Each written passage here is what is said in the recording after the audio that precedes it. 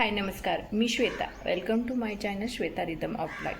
तुम्ही सध्या तर माझे शॉर्ट व्हिडिओज बघत असाल, पण भरपूर काही व्हिडिओ टाकले, काही रिस्पॉन्स येत नाही, म्हणलं लॉंग व्हिडिओला स्टार्ट करूया.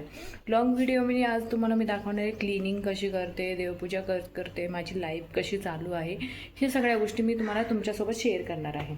आता हे बघा माझं घर कसं आहे, हे कसं होम टूर कसं आहे, अशा वेगवेगळ्या गोष्टी मी तुम्हाला दाखवणार आहे.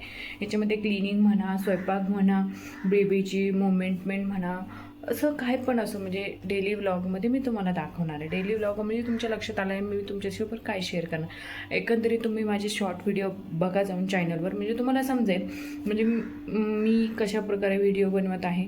आणि चला आपण व्लॉगला सुरू करू. आता 12:30 वाजलेलं आहे. 12:30 वाजता मी देवपूजा करून सगळी सुरुवात केली, कारण बेबीला आत्ताच मी झोपवलं आहे, त्यामुळे माझी आत्ता सगळी कामाची सुरुवात झाली आहे.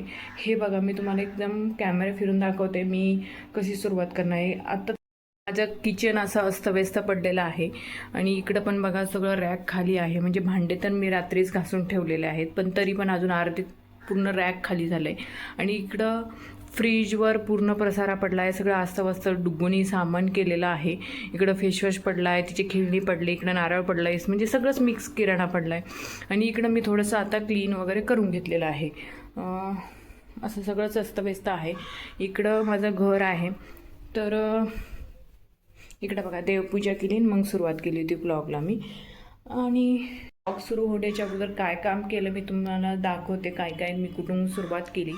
आणि मी आता स्वयंपाक करणार आहे माझ्यासाठी एकटीसाठी. हजबंड बाहेर गेलेले आहे, त्यामुळे त्यांचं काय आज सकाळचं जेवण नाही, टिफिन नव्हता, त्यामुळे फक्त माझ्या एकटीचंच आहे.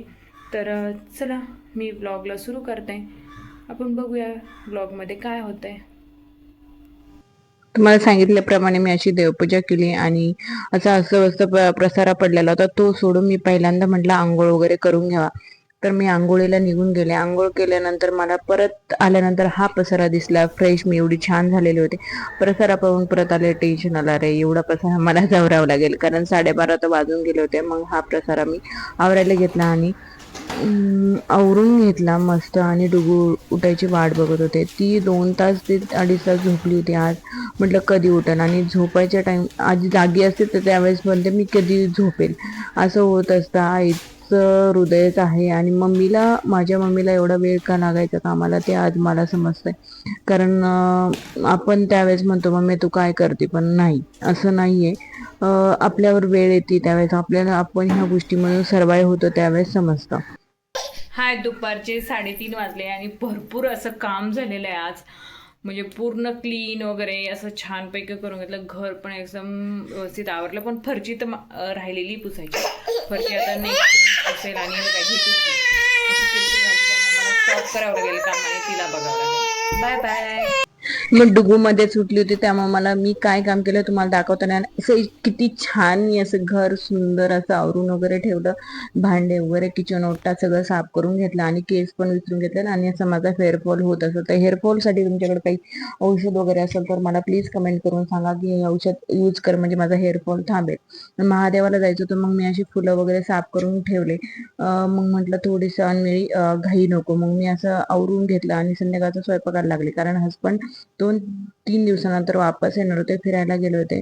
3 दिवस सलग सुट्ट्या होत्या, तर मग ते येणार म्हणलं मग पटकन मी स्वयंपाक वगैरे पण करून घेतला आणि महादेवाचे दर्शन घेणार होतो, त्यांच्यासोबतच जाणार होते. नंतर आम्ही शॉपिंगला गेलो. त्यानंतर त्यांना 2-3 शर्ट घेतले, त्यांना कपडेच राहिले. त्यांना मला एक सुंदर असा वाण भेटला होता माझ्या मैत्रिणीकडून. आणि माझा व्हिडिओ आवडला असेल सबस्क्राईब करा.